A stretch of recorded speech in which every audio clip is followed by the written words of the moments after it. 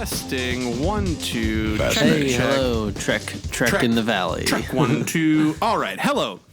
Welcome, everyone, to another episode of Trek in the Valley, the non-encyclopedic Star Trek The Original Series rewatch podcast, where myself, Adam Ordall Quinnell, and my co-host... Hey, everyone, how's it going? It's Al Hirt here. What's up? Mr. Al Hirt and I, we get together at an undisclosed location deep in the heart of the sunny San Fernando Valley, and every week we go over an episode of Star Trek, the original series, and I'll tell you what, gang, this week is no different. Yeah.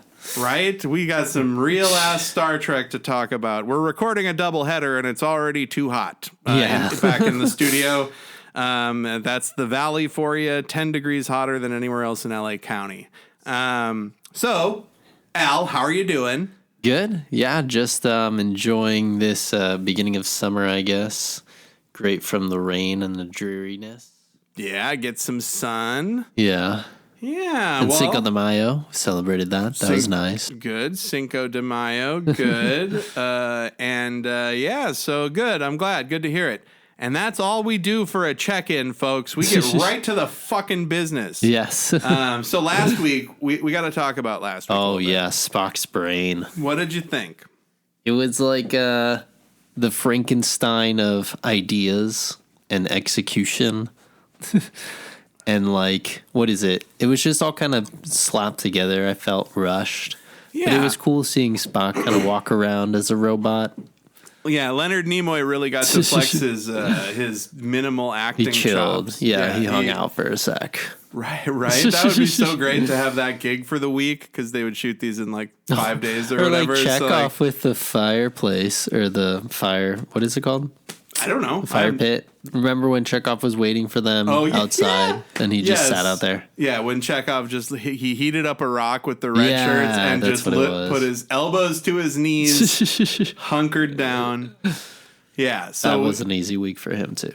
So Spock's brain was as bad, I think, as people kind of made it sound, but also the surgery more watchable. At the end. Yes, the surgery at the end where Spock's talking him through it. And they got a big wall over his brain so they don't have to do any brain effects. Yeah. It's the future, though. Yeah, there you go. Easy. And so Spock's brain got like a 2 or something from you, and I gave it like a 2.5. It was rough. 2.5. What did we decide? What did we gauge it on? What was the marker? What do you mean? 2.5. No, it wasn't brains. It was 2.5 something else's. That I thought was funnier. I had Spock's brains in my notes, but you said, no, we can't do brains. It's too obvious. And I'll tell you what, gang, we're not going to fucking check. So if you're one of our several dozens of listeners, you know what we used as our rating scale last week. And this week, on this episode, the one that you're listening to right now. This is the Enterprise incident. Kaboom, boom. The Enterprise incident. This is season 3. Episode 2.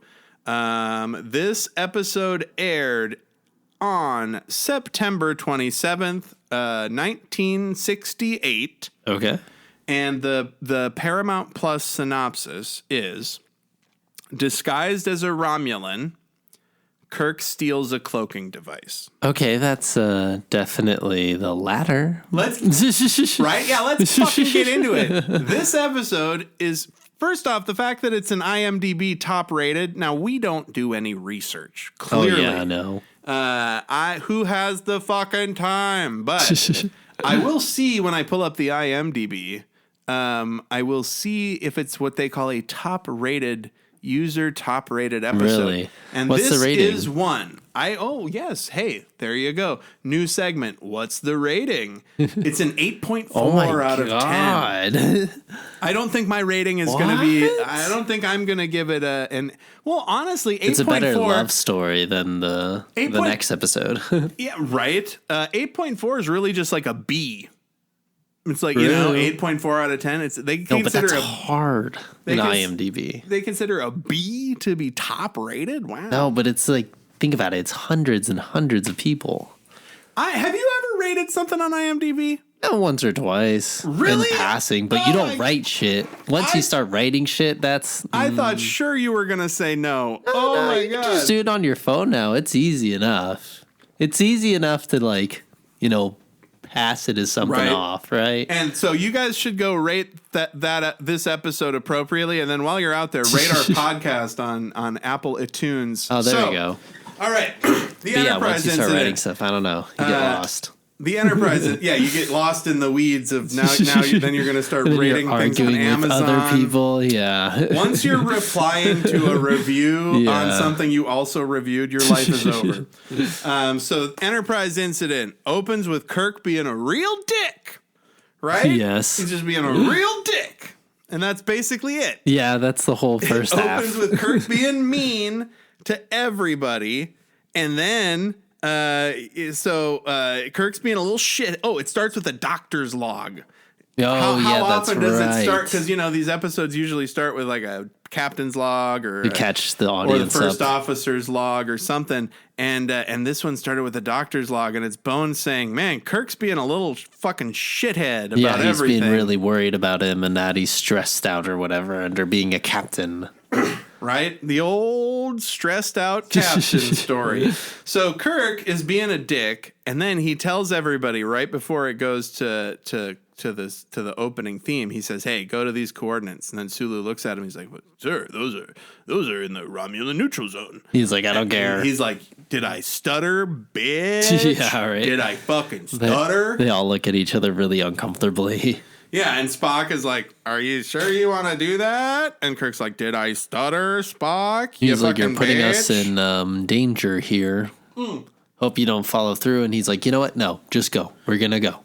And they go. And now let's talk for a second about the neutral zone. Because one of the reasons this episode doesn't work for me is because every episode after this should have just been, hey, this is the Romulan War that happened after Kirk fucking trampled all over the neutral zone. Same with Balance of Terror. They got lucky. Well, they didn't actually go into the no, they were like weaving in between the border, though. Yes, but at that point, and the Romulan ship blew up, and the Romulan ship did the incursion in the first place. True, that's true. So they would have started it. Yes. We could have said, "Hey, you started it." But they killed themselves on their own too, or they sacrificed themselves. Yeah, because they went down with the ship. We can't have you finding out about Romulan technology. I don't know why I'd that too. If I was a Romulan, I would be like Lorne Michaels. I would do his voice. Hello, yes, Kirk, you don't. So Kirk's a dick. He tells him to go to the neutral zone. They go to the fucking neutral zone immediately. Yeah. Immediately accosted by Romulans. Surrounded by Romulan warbirds. There we go. So these are Romulan warbirds, but they look like Klingon birds of prey. So the Romulans have off-camera hooked up with the Klingons, and they're sharing technology. Yeah, and they're under the whole guise of, hey, fuck the Federation, and, you want to kill them too? Same here. Now, why do you think the producers of the show would do that? I don't know, probably tension and just conflict for conflict's sake. I mean, but why do they have the ships look the same? Like, did they just not want to? Could they not find the Romulan ship model? Like, they're doing the special effects, and like, there's a guy that's like, I don't know where the fucking Romulan warbird is. We've got these Klingon ones. And it's like, I just paint a bird on the bottom of the Klingon, the bird of prey. And also, it's very strange that it's warbirds and birds of prey. It's all very fucking confusing.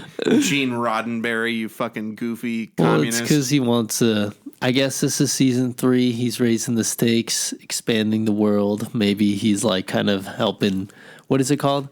He's helping out the fans that have been watching for so long, making this a little more exciting. Trying to have it pay off for them. Yeah, I guess, and connecting the characters and stuff and the races. So and they commit. What is it called? They refer to all these wars and conflicts later in the series, or in following series with an apostrophe. Yes.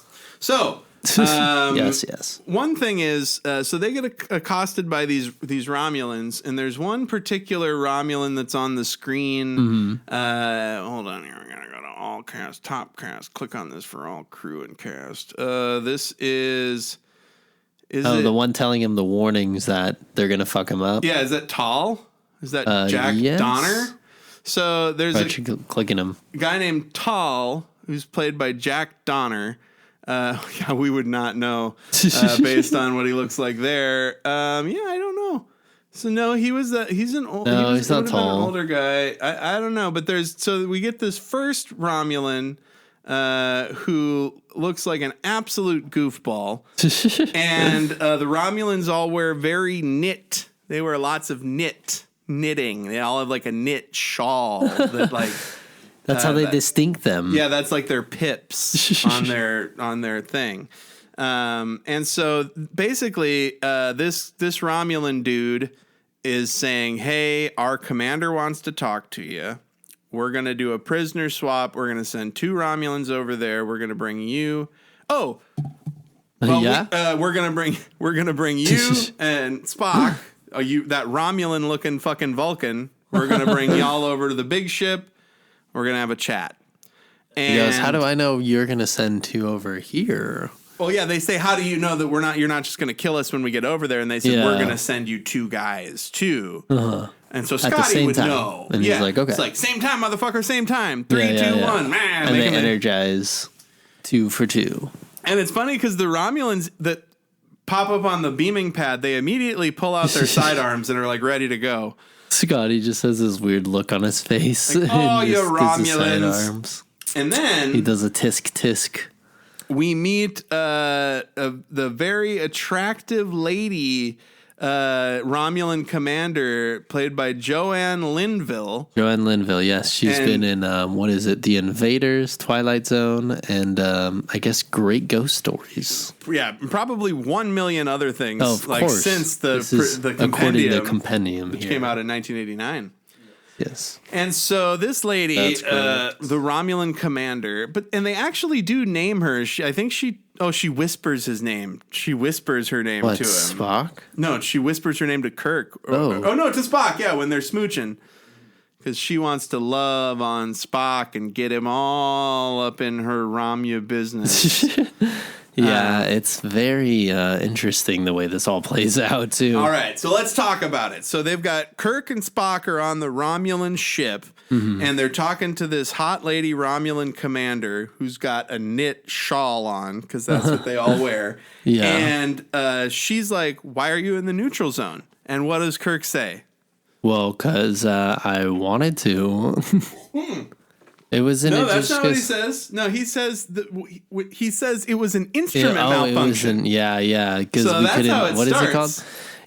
It was because he said it was an accident because of an instrument malfunction that they couldn't notice until they were in the neutral zone. Right, and she's like, the flagship of the fucking Federation doesn't know when there's an instrument malfunction that takes you into the neutral zone. I was still hung up on the fact that Kirk just wanted to do whatever he wanted to. But I guess, anyways, this will be explained at the end of the episode, or throughout the middle of the episode. But Kirk is just being a big arrogant asshole, and it just kind of like, I don't know, I guess people thought it was exciting and thinking, why is he doing this? Like, what's going on, you know? Yeah. And he's just lying, I guess, about... Well, we find out later that, I mean, it's a very ridiculous story because now Kirk says she's like the Enterprise. That's a dope ship. You think it'd have better features? You think you'd have the gyroscope figured out, motherfucker? Yeah, right. Your astrolabe. So then she brings Spock in, and she's gonna because as we know, Vulcans cannot lie. So she got Kirk's testimony, and now she's gonna find out what's going on. And basically, she's like, "We can appreciate our Vulcan distant brothers." Yeah, because isn't Imbalance of Terror when the Romulans look at and they turn on their vision screen see him and for the first time? Yeah, and then they all turn and look at Spock. Right? And there's a couple other things I want to talk about. We touched on it a little bit before we started recording. Oh, yeah. So, how in the fuck... They're acting like they've never seen a cloaked ship before. They're like, the Romulans, they just came out of nowhere. Like they Balance of Terror, there's cloaked ships that they have to deal with. Did they shoot with the cloak on? Not Maybe in this that's yet. what surprised them? No, I don't think so, right? No, and also, I think it was one of the movies where they found out they could do that, I think. Right. So basically... that was just a trick to get around something because of the whole shields down during shooting that kind of started with Balance of Terror, you know? Yes. We were talking about that trope. Yeah, and so she's talking to Spock, and Spock's got this unspoken truth that she talks about, right? She's got something he thinks something that he's not telling her, and he's like keeping the truth to myself isn't a lie, you know? So he's trying to get around the Vulcans do not lie shit, right? Yeah. And then what's he fucking do, Al? Do you remember? I'm not trying to put you on the spot, but it's crazy. What does Spock do? Yeah, what does he say? Oh, that like he totally just throws Kirk under the bus and saying that like, oh yeah, I mean, Kirk is lying. He is being a crazy jackass, and by that merit, he really even shouldn't be the captain of the Enterprise right now. And Kirk's like, yo, go fuck yourself. So Spock is saying, not only was this not a mistake, but Kirk is fucking bonkers in the conkers. Yeah, right. And he's bonko in the wonko, and he shouldn't be the captain, so you really can't hold this against the Federation. Right? That's true. Yeah, that is what he's emphasizing, that like he went off on his own, like I said earlier, because he essentially wanted to. Hey. Oh, shoot. That's the valley. That's like the sounds. That's like the sounds of in the wilds of the San Fernando Valley. The car horns, the horny cats screeching in the night. Just the I guess, what is it called? Just the confliction and the total betrayal. I guess it just feels really weird, and that Kirk is like, "Why would you do that, you son of a bitch?" and da da da da da, and just goes off on him. But it feels like very, what is it called? He's just leaving him behind for fodder. Yeah, absolutely. He's really letting Kirk blow in the breeze. Yeah, it's really weird. So then the Romulan commander talks to the Enterprise and says the Enterprise and Captain Kirk are being charged with what is it? Sub what? Not subterfuge. It was let's see here. Enterprise under Captain James T. Kirk is formally charged with espionage. Oh, espionage. Charged with espionage, right? And she's saying that Scotty is now going to be in charge of the Enterprise. And they got to leave. Yeah, they got to have the Enterprise. They're going to send the Enterprise away. And then Scotty's like, hey, we're not going to leave without Kirk because Kirk is the captain of the Enterprise. And then everyone kind of groans. Well, no, she says, no, not that they're going to leave. She's going to take them to a star base and have them processed and then given back to the Federation. Yeah. So she's going to keep the Enterprise, it sounds like. Yeah, her process, get everybody's identification and know who they are and where they're going. Yeah. And inspect, quote unquote, inspect the ship. So that's also why Scotty's like, you can go fuck yourself. Mm-hmm. And so Scotty says, we're not going anywhere until the verdict is reached for Kirk. And the Enterprise takes no orders except for those of Captain Kirk. Right. And it feels like a little bit of a rah moment. Okay, watching this now, it's a little better. Yeah, he's gonna blow up the Enterprise if the Romulans fuck with him, Oh yeah, that's right, because that's what Kirk said right before he tells Scotty right before they take off. Yep. He's like, "Hey, fucking blow it up if you need to. We cannot let the Romulans have this technology." He's like, "Okay, sounds good." And then the lady commander lays on the charm on Spock. Yeah, this is when it switches up. So not only does she want the Enterprise, but it becomes very apparent in this scene that she also wants Spock, both as a professional consort and as a lover, as we find out later. She's like, why are you serving under Kirk? Why wouldn't you be a captain? And he's like, I don't want to be a captain. She's like, the Federation would never let you be a captain because you're a Vulcan. And he's like, I'm half Vulcan. And she's like, but where'd you grow up? And he's like, Vulcan. And she's like, then you're a Vulcan. Yeah, right. They just are she really is trying to embrace his Vulcanness and tradition. And it's just like, hey, Vulcans and Romulan, we're very compatible. And look at our eyebrows and da-da-da-da-da. And I don't know. It just feels like she's laying it on thick and hitting on him and all that, you know? Yes. And she's just, I guess her end game is that, again, she announces it is that, hey, why don't you bring me the Enterprise? Yeah. If I process it, it'll be the achievement of a lifetime. We can be a power couple, take over Romulus and do Romulan things. Right. And Spock is just standing there. Exactly. Staring her blankly in the face. And I feel the need to bring up, that was a great recap of that scene. Yeah. You really put me there, man. Thanks, Even though I was looking at it too, I felt like I was extra there. So here's what's fucked up. We're at 20 minutes and 27 seconds into this episode. Yeah.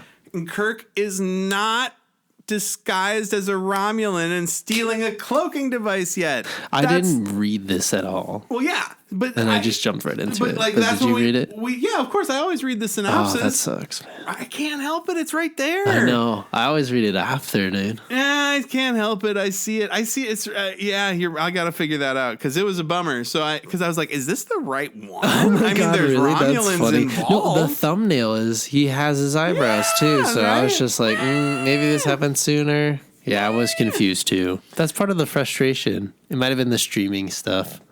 Yeah, maybe. And so Kirk then collapses in his jail cell. Right. And then Tragic. And then they get word that he is dying.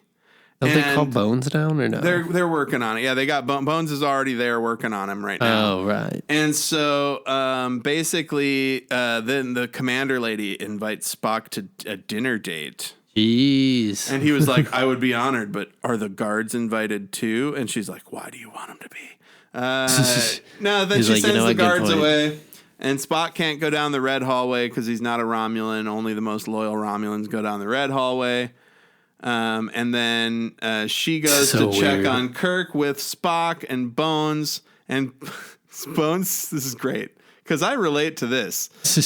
Bones' condition report for Kirk is he says he's mentally depressed, physically weak, disoriented. What else? Disoriented, displays feelings of persecution and rebellion. Yeah, you just described my baseline, buddy. I get it. And so basically he's saying that Kirk was probably not competent. He's not competent. And not all the way there to even command a starship. And he wasn't competent when they made this leap into the neutral zone. And basically she's saying, like, this is all a little convenient, don't you think? Like, and Spock is like, no, that's correct. And so basically Kirk is lashing out at them, and then he dies. Yeah, he kind of does like this weird little, it's a weird little trivia because the book covered it too. Mm-hmm. Vulcan, or it was meant to be a Vulcan neck pinch, I guess. Mm-hmm. But he kind of does it more on like his face. And then he touches him twice. He touches him with both hands. And then I think they mind meld. Well, so this is all fake. Right, quickly. This is all fake. Right. So it just feels weird. So Kirk gets up and attacks the commander lady, and Spock jumps in the way and touches his face like he's pretending to be a face hugger from Aliens. And he touches his face again like he's also kind of mind melding. It's like Kung Fu, like, what's up? Right. Sets him down really fast. And then Kirk falls down, and Bones is like, "My God, what did you do?" And Spock says, "I used the Vulcan death grip." Something which we've never heard yet. He just makes something up. He said, "I used the Vulcan death grip," and Bones gets down, and he's analyzing the doctor, and he goes, "Well, your instincts were right on, Spock. He's fucking dead." Dun dun dun. Shoot to commercial. Right to commercial, and then. He's back on the Enterprise, and we find out Kirk's actually. Oh, so Kirk is laying dead on a table, and Nurse Chapel comes in. Oh yeah, and she sees Kirk open his eyes, and like, Bones, Jesus Christ, Bones comes in, and he's like, "You're not supposed to be there," and she's like, "I wanted to pay my respects to the captain, but he blinked." And then he's like, "Well, guess I'll tell you what the fuck's going on." And this was espionage. Yeah, they're guilty. Yeah, they're guilty. They lied anyways, right? Yeah. And so this is espionage, and only Kirk and Spock knew about it at first. And then Bones figured it out when he went down to the planet. Yeah, I'm sure he got on. And then Kirk told him real quick. No, he even says right now, Spock gave me a nerve pinch to simulate death. And then Bones says, I didn't know it until I beamed aboard the Romulan ship. Jim and Spock were operating under Federation orders. Yeah, and so Nurse Chapel was like, Spock isn't a traitor. Yeah, isn't that nice? That'd be like, good. Yay. And Kirk must have whispered that to Bones when he got there or something. By the way, this is all bullshit. And you got to pretend I'm dead. He's going to try to fucking Federation. Okay, cool. The Vulcan death grip. There's no such thing as a Vulcan death grip. Yeah. And then it's funny because hopefully the Romulans don't know that. They've been apart from being Vulcans for long enough. They're like, why would we even study that Vulcan bullshit? So basically, they got to get Scotty in on it and tell him that Kirk is alive. And Scotty's real happy. He's like, oh, I didn't know you were alive. I was really worried. By the time Scotty comes down, though, he looks and sees that... Kirk's got a Romulan face on. Yeah, Kirk has the Romulan eyebrows on. Yes, ears. They rushed Kirk to surgery after he came to, and they put Romulan prosthetics on his head. And Scotty is just laughing and smiling. He's like, I'm happy you're here, and I don't even care what you look like. You could be the devil himself, and I'd be happy to see you.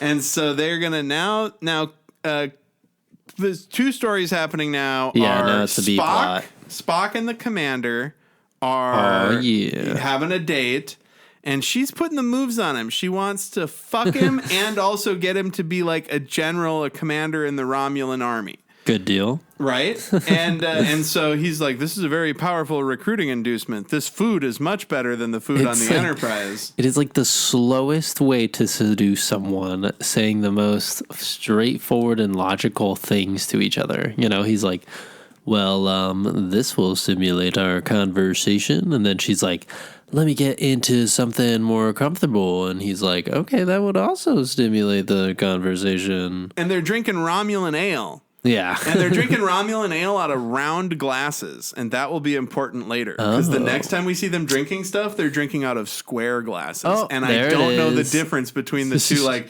it's like the difference between cocktail glasses. They're like... And then Kirk wearing his commander, his knit fucking Romulan commander outfit, beams aboard the Romulan ship. Nice. Now they're pouring a different drink into square glasses. Maybe they probably just got fucked up and broke those glasses. Oh, maybe, yeah. Or just it's like a different type of glass for a different type of drink. Like a Romulan ale is in a round glass, and the orange drink goes in a fucking square glass. And so basically, she wants Spock to take control of the Enterprise. She does the I'm not like other girls thing, too. Right. Romulan women are not like Vulcan women. Yes, they're not subservient. And Spock's like, okay. See, you're going to move my mic a little bit. Yeah, you're good. So, basically, she just wants Spock to become her lover and take command of the Enterprise. She's like, I want you to lead a small party of Romulans aboard the Enterprise, and there you will take your rightful place as its commander. Dun, dun, dun. And you will lead the ship to a Romulan port with my flagship at its side.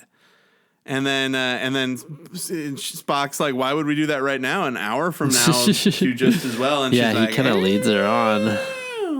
I feel like I think they have sex, but I could be wrong. Oh, they do. They kind of do. Yeah, they touch hands and faces. They have Vulcan sex. Yes, and then she whispers her real name in his ear.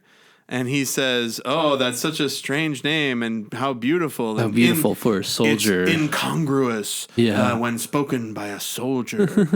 So she's got some tender name. And then she goes, this soldier will transform herself into a woman. Mm-hmm. And he's like... Oh, he calls Kirk immediately right as she's gone. Yep. Damn, dude, he just goes straight back into the mission. I feel like Spock indulged himself a lot in this episode, and I like it, you know? He deserves it. Did he, though, or was he just playing a part? Did it mean nothing to him? Actually, yeah, who knows? At the end, he kind of says it sort of did. Yeah, he's Sub-Commander Tall.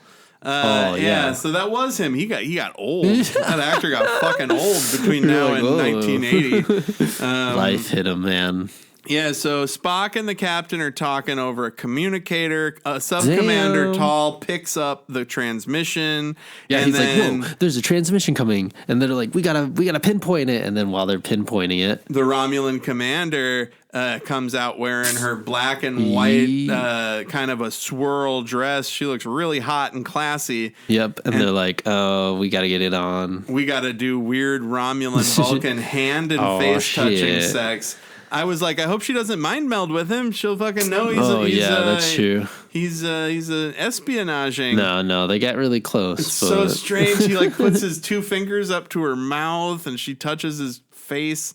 It's like really nice, I guess, what they're saying to each other. They're like we're both moved emotionally by each other. And then Sub-Commander Tall butts in and says, like, we found a transmission. And she says, well, where's it come from? And he's like, right here. This room.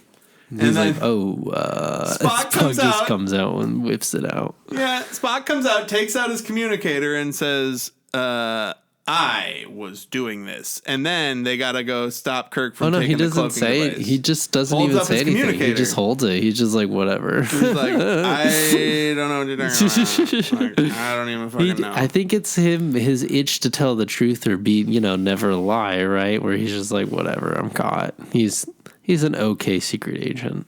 Yep. And then he was hooking up with a chick and calling Kirk on the next second. Exactly, right? And so Kirk then he gets found out by a couple Romulans, and then he's got to fight them in a hilarious fight. Yeah, he does hey, look over there, and then kicks the gun out of his hand. Oh, man, the kicks are so great, awkward. too. Kirk then picks up the cloaking device, and this is something else I want to talk about. This weird little vase, kind of weird shaped thing. It's obviously a styrofoam orb painted to look metal, but it's like a big what is it called? An ornament, like a Christmas ornament. Yeah, it looks like oh my gosh! I think the top of that is fucking Nomad. I could be wrong, but I think the top is Nomad, and they just put it on an orb. Slipped it together. Now, here's one thing that I got to talk about Star Trek-wise, right? Yeah. Like, if you're these Romulans, and you got the Enterprise at bay, right? Wouldn't you have your shields up so nobody could beam off? Like, you can't beam through shields. So how was Kirk able to just fucking beam out? Like, maybe they were working on getting those two people back. I guess they were on the Enterprise. Maybe. I don't know. And why were the Enterprise's shields up? I guess because they're prisoners, but it was so funny, though, how it's just like you said, I guess it's a TV show, too. And there's no, fail-safe on it where there's got to be two keys turned or anything like that. Kirk just kind of goes, well, I guess I can unscrew it. And then he just picks it up and is like, beam me out. And he's just beamed back. And then another thing. They come in and they're like, he took the cloak, Spock and her and Tall. They come in and they're like, he took the fucking cloaking device. And they're like, where did he go? We have to find him. Search the ship. It's like, motherfucker, you don't think he beamed to the Enterprise? That's the first thing I would think. That really hurt to hear. I mean, he's got to have beamed to the Enterprise, probably, right? That's not very Star Trek of them to think like that, Right? Not very Romulan-like. The first thing I feel like the later series, all those villains would be like, check if he beamed out. Where did he go? He obviously isn't here. Shoot the Enterprise. They would already be shooting the Enterprise. Blow it up. The Dominion would already be blowing up the Enterprise. So then there's a very tense scene between the commander lady and Spock. I mean, where she's like, fuck you. She's like, what kind of thing are you that you could treat me like that? And exactly. She's like, you fucking sociopath. And Spock, she's like, what are you that you could do this? And he says, I am first officer of the Starship Enterprise. She smacks him in the fucking face. Boom! There it is. I was like, oh my God, this is crazy. I think Spock gets slapped a few times in this series, doesn't he? And he's like, wow, what is your present form of execution? He sounds like a computer. She's just like, you would just let us fucking execute you? She's just shocked. She's still attracted, though, and turned on. Yep. By his sternness. She's attracted, turned on, disappointed, angry. All at the same time. Yeah, so now there's a ticking clock because they got so Spock is going to be executed after his hearing in about 15 minutes. Yeah. This is fucking funny. Committing espionage. So they're going to, she goes, the hearing is a formality. Your sentence will be served immediately afterwards, which should be execution, right? And Scotty tells Kirk it's going to take him 15 minutes to install the cloak. Yeah. Right? And then Spock tells the commander, hey, please do me at least the honor of letting me record a final statement. Yeah. And then he talks for fucking 20 minutes. Oh, that's right. Like, here, what the fuck? Like, why wouldn't you, like, I just, so she knows that the cloaking device might be on the Enterprise, right? So why would she wait until, because after the hearing, she's gonna board the Enterprise and take it, right? Mm-hmm. But she's gonna wait till after the hearing. So then Spock says, "Let me make a final statement," and he talks for 20 fucking minutes. Yeah, like, why wouldn't she take his statement after she has the Enterprise secure? Like, and it's one dumb mistake after the other too. And he says, "No, it shouldn't take me more than 20 minutes. It should take less time than that to find your ally who stole the cloaking device." And so she's like, while you're doing your thing, we're going to go look for your ally that took the cloaking device. But we're not going to look on the fucking Enterprise. We're not going to scan the Enterprise for the cloaking device. Run around our ship and look on all of our decks. Yeah, that's what's really weird. That's two follies. One, they do that. They search on their own ship instead of obviously looking on the Enterprise, because that would be the first place I would take it. And then, letting Spock just go on for so long? I don't know. It just feels like a whole silly, trope of, I'll distract them and by ranting, exactly. Filibustering. He's filibusters. Yes. So, Spock is doing his own little filibuster. And while Scotty is installing, this is great. A lot of stuff is kind of coming to a head. Scotty is installing the cloak, and he doesn't know if the ship's going to be powerful enough to power it like it needs to. And Spock is stalling for time, giving a statement. And Chekhov is scanning the Vulcan ship to find Spock's life signs. But he's like, Romulans and Vulcans are similar enough that it's difficult for him to find it. And then he finds it. And Kirk's like, send those coordinates to the transporter room on the double. Right away. And so and now... it's like mid-speech, Spock is just like rambling and filibustering, and then you hear zing, zing, zing, zing, zing, zing, zing, and like his chest starts to sparkle. Right. And fucking, what's it called? Oh, before they do that too, though, Kirk goes, Scotty, how's that a cloaking device? And Scotty's like, well, I strapped it in, but I'm not sure if it's going to work. And he goes, I don't care. Let's just go for it. Just go ahead and get Spock. And he starts beaming Spock. And then, what's that lady's name? They don't say her name. She's just the Romulan commander. The Romulan commander. She just goes out and tries to reach him and hug him, and it cuts right to Uhura saying, hey, we grabbed 2 people in the transporter bay. So now... Kirk's like, oh, shit, okay. Lock them up or try to figure it out. So now they have the Romulan commander held captive. Out of love. And there's presumably there's records of all of this. Lots of great remastered space shots of the Romulan ships the and the Enterprise. Carry looks really good. And so they leave at, what is it, Warp 9. So the Enterprise takes off at Warp 9, and then they got Sub-Commander Tall following them. And Scotty is trying to get the device working, but it's not working. And then the commander lady and Spock come onto the bridge, and it's all like coming to a head. Yeah, the cat's out of the bag. She's like, all right, well, fuck you. I mean, I do give you credit for faking your death or whatever, but you'll never get away with this. So then they call Sub-Commander Tall, and they're like, we got your leader. And then she's like, kill this ship, blow it up, I don't care. And they're like, then they cut it off, like, quick, hang up. Yeah, right. And she's like, seriously, just go ahead and blow it up. I give you a direct order, kill us all. Kirk's like, fuck, okay, now what? And Spock's like, well, I think they're about 20 minutes from us.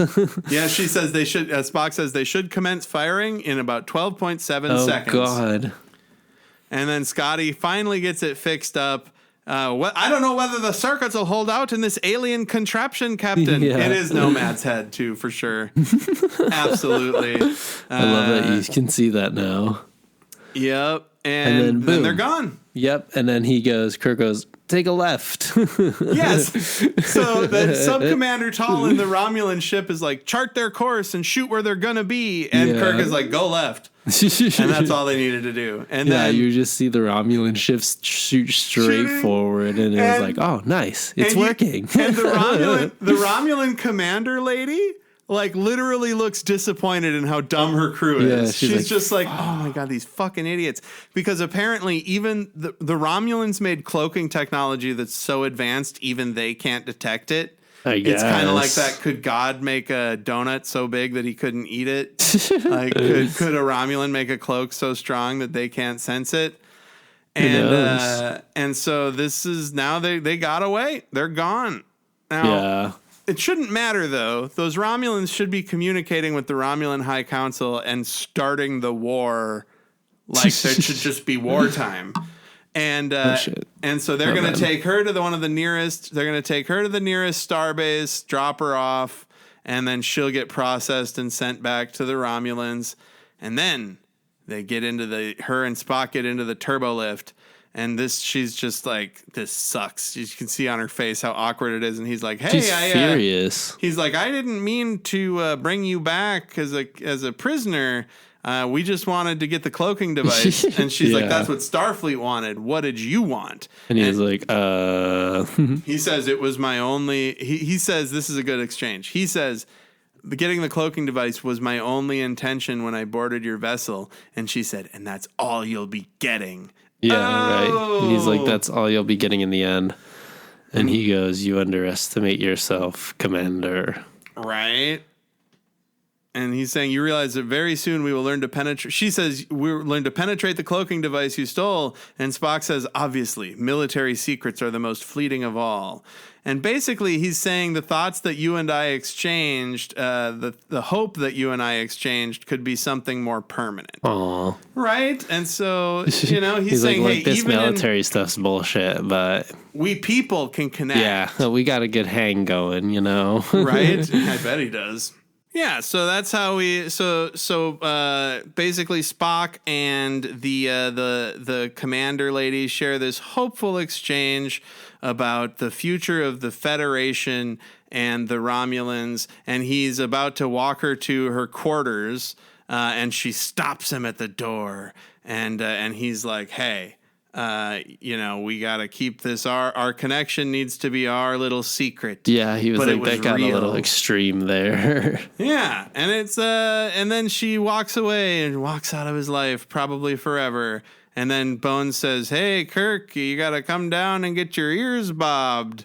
And he's like, no, I'm just going to delay it for a bit, just chill with them. I think they're going to be cool. And then Spock comes in and he's like, somehow your pointy ears do not look aesthetically agreeable on humans. He's like, please, Commander, get them fucking cut as soon as possible. Right? Bones says, you want to go through your whole life looking like your first officer? And Kirk's like, no, wait, I'm on my way. Yeah, it seems so awkward.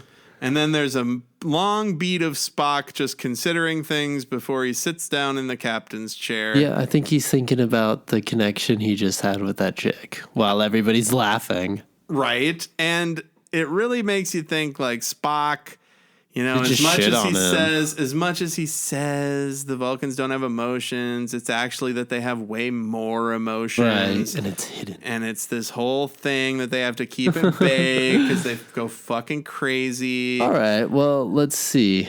So what did you think? Well, I thought that it was I watched this back to back with the next episode that we're going to record, and that gives a little bit more context because the next episode is fucking terrible. Exactly. I mean, I was going to say it's just real bad.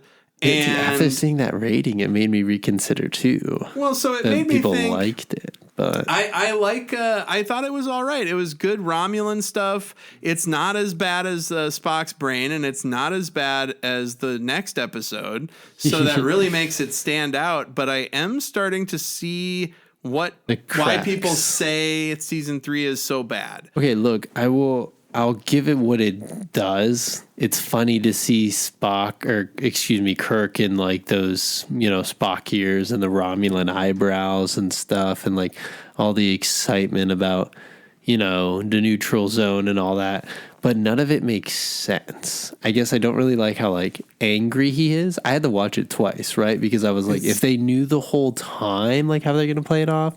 And then the other point that I was thinking too, I didn't want to interrupt your rant at the beginning, but it was like Spock technically has to tell the truth, right? So it's like, so I guess Kirk does have to act like a crazy asshole in order for them to technically, for Spock to be like, okay, he is being a big asshole, but it's like, that doesn't Spock make him doesn't make it any better. But Spock was one of two people that knew that Kirk, that it was orders, because ultimately, we didn't even say this during the episode. Ultimately, yeah, it was fucking Starfleet's orders that Kirk goes crazy. Yeah. And so that he can take it on himself if it goes awry. But the thing is, it did go awry, and she did learn that the Federation ordered it. It just didn't really hit. Why was there not a war immediately? It's just like that was the whole stakes. They fucked up. They lost the stakes. It's cool, like what's happening. Like I said, it's like the Star Trek movie. It's like it's cool what's happening on the screen, but it's like when you think a little harder about it, you just get a little frustrated, and you're like, this doesn't make any sense. But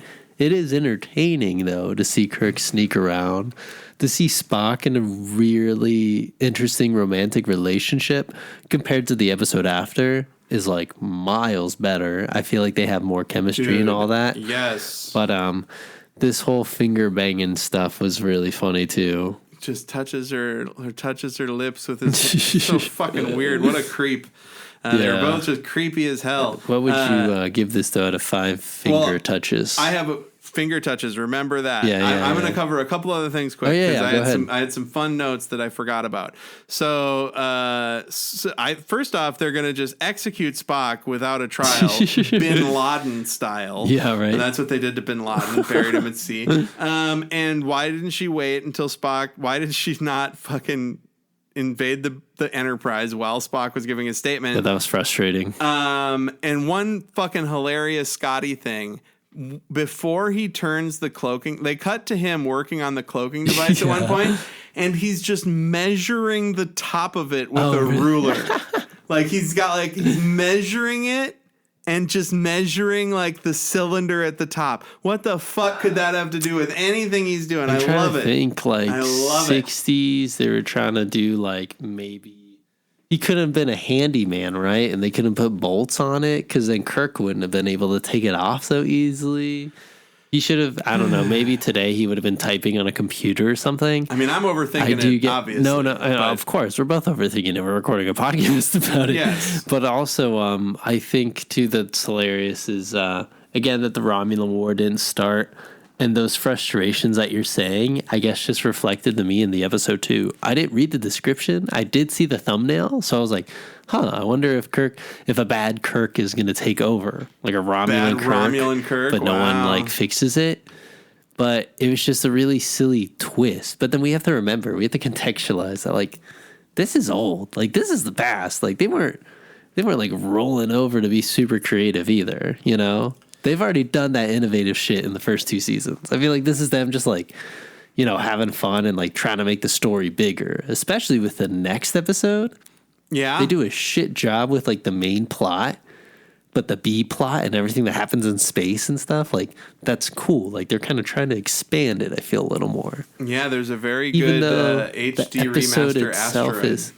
Even though the episode itself is like so, I feel like everything surrounding it is a little more exciting. Like, the Romulans are with the Klingons. Okay, there's something going on, Yeah, they've definitely made the world a little bit bigger of the world of the Federation and the Romulans and the Klingons and now Star Treks. They've actually been on a ship with Romulans now. Before that hadn't been the case, so that's good. It pushes those things forward. Honestly, I would give this like 3.5. I would say 3.75 weird face touches.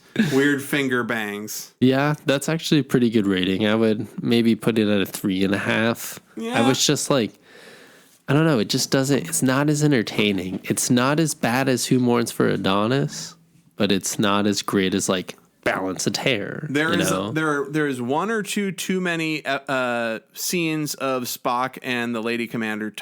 Yeah, that's true. I feel like they could replace one of those scenes with a scene on the Enterprise, and that would take care of whatever pacing issues True, and I would like, I don't know, it doesn't feel good, that whole, oh, aha, we gotcha.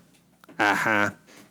It was me the whole time. It just feels really lazy, It's like they obviously Kirk wouldn't do that. Like, did they really think they had tricked the audience? It felt like they were trying. It felt like they were trying to trick the audience, and I didn't like that. Called? The one where Spock goes off and does the whole menagerie guy thing. The guy from the menagerie. When Spock is helping out Captain Pike, that's a little more believable.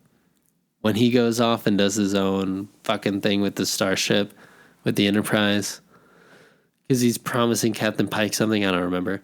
But anyways, when Spock does that and rebels against the captain, that seems a little more realistic too. Yes. I think that's what this was missing. I don't know. It's just like missing the spark.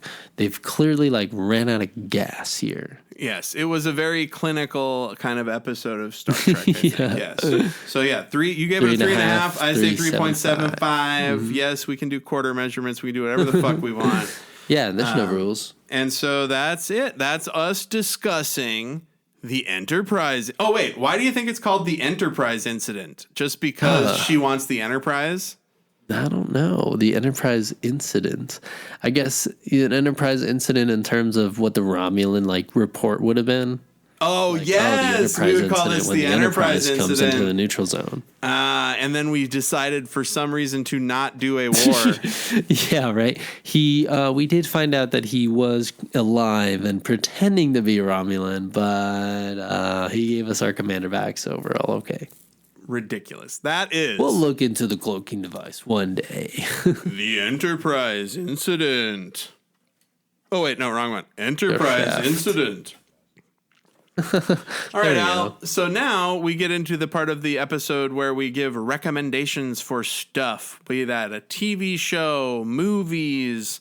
Fucking Al usually recommends music because he's a bit of a music head. So Al, I need a second to go through my recs here.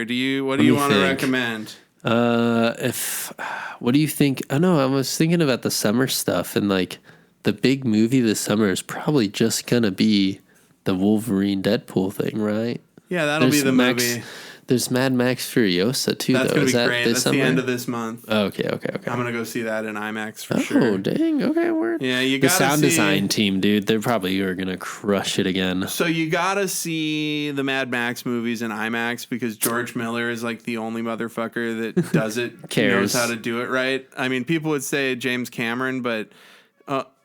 That's the ice cream Shout truck. Out James Cameron here. Or they sell like the Mexican candies and stuff. That's the Mexican candies cart. So you're saying people should be on the lookout for Furiosa? Yeah, I mean, that would be good. That might be a good movie to watch. Coin flip that. Yeah. I don't know. And then also, what was it? Oh, yes. There's new Machine Drum. There's new Chrome Sparks. That's pretty good. New Feed Me. That's really good. Feed Me. What are they? Feed Me is this guy who started out as like kind of an art project after he did his drum and bass stuff as Spore. And then he did a couple of like electro house stuff, and Deadmau5 picked him up, and then now like he's kind of like settled. I mean, Deadmau5 picked him up in like 2010, 2011, like I'm talking about years ago. And now he's just kind of like back again doing, I guess the really best part about artists that are kind of in the middle of like, they're not stupid, rich and famous, but they're not like super underground either. It's just they're kind of doing their own thing, and they have just so many fans that they can do whatever they want. And they're participating in a bunch of other things, I'm sure. But yeah, his new song, what is it called? My girlfriend and I were hearing it a lot. I'll Be Good. It's kind of like, I guess, dubstep, house-ish kind of thing. But yeah, you should give it a listen. Oh, also though, I mean, I'd be remiss as a hip-hop fan if I didn't mention this. It did happen on the 3rd. The whole Kendrick and Drake stuff. Oh, the rap beef. It's weird, dude. I don't know. I'll just summarize as quickly as I could, as I did to Adam. It's basically like Drake going, oh yeah, well, Kendrick, you're short and your feet are funny and, you're a girl and da-da-da-da. And Kendrick was like, please, we don't need to talk about kids. Like, we can make fun of each other. Don't bring the kids into it. And Drake brought the kids into it, and then Kendrick just hit the nuclear button. I'll have to show it to you, Adam, after this. Like, it's really like, I guess it's disturbing. The beat is really ominous. It's like this weird piano. And he just keeps drilling and drilling and drilling into Drake. So it's a good time to be a Drake hater right now. But then Kendrick came out with that fun song, Not Like Us. And I've just been playing that all day. So it's been good. It's been a good time to be a hip hop fan. See a lot of albums come out this Friday, though. We'll see what happens. Excellent. I have a lot more for the, other episode after this doubleheader here. Oh, yeah, there you go. We got to record next week after this. So for my recommendation, yesterday, we're recording this on May 8th, and yesterday, legendary American music engineer and producer and music journalist Steve Albini died of a heart attack. Rest in peace. Yeah, R.I.P. to a real one, as they say.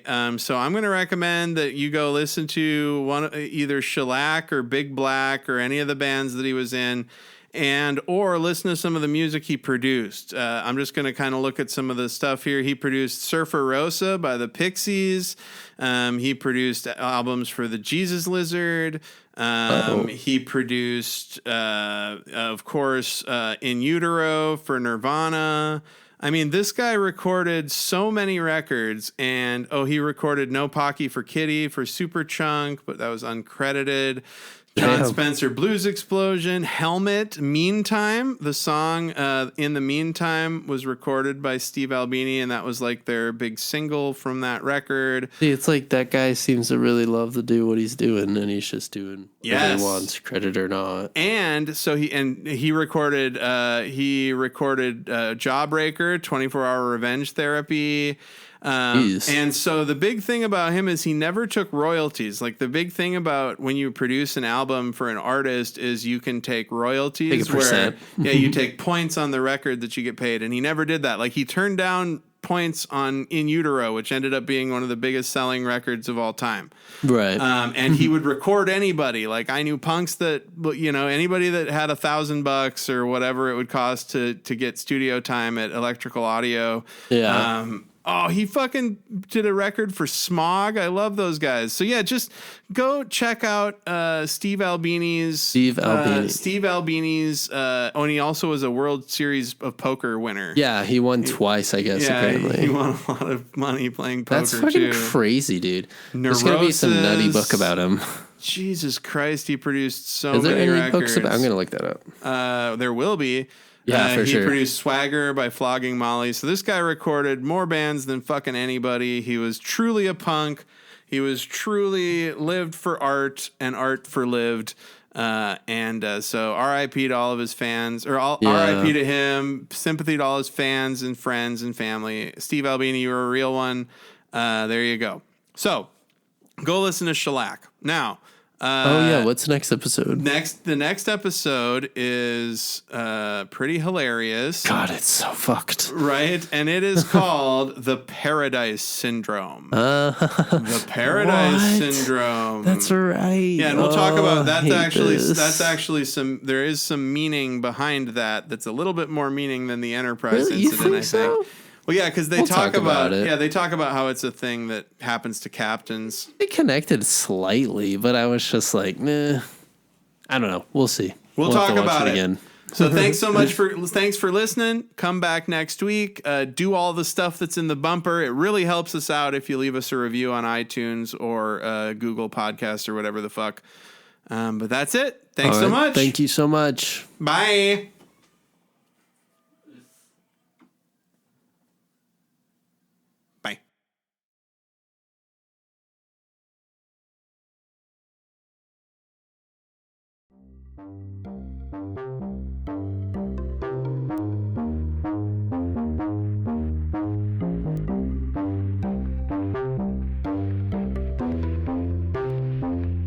Trek in the Valley is executive produced by Adam Ordall Quinnell and Al Hirt. Theme song by Al Hirt. Recorded by Adam. Mixed and edited by Al. Check the show notes for our socials, and you can email the pod at trekinthevalley, all one word, @gmail.com. Like, subscribe, review, and always explore strange new fucking